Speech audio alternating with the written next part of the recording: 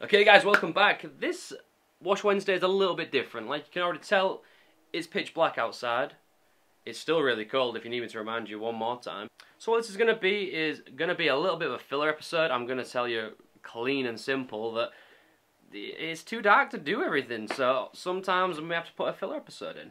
Oh. So what this is how I personally wash my car in winter. So, you know, road grime, dirt, salts, all that nasty stuff. What I want to do is show you how I use a public car wash, minimalize scratches, and keep it under 2 minutes. And this one I can pretty much control, it will be on 2 minutes. So, this will also show you the products I use when I'm doing a quick wash. And by no means this is not a thorough cleaning. This is literally how I roll it to a public car wash, smash it out, drive away happy. 2 minutes on the clock. Let's do this.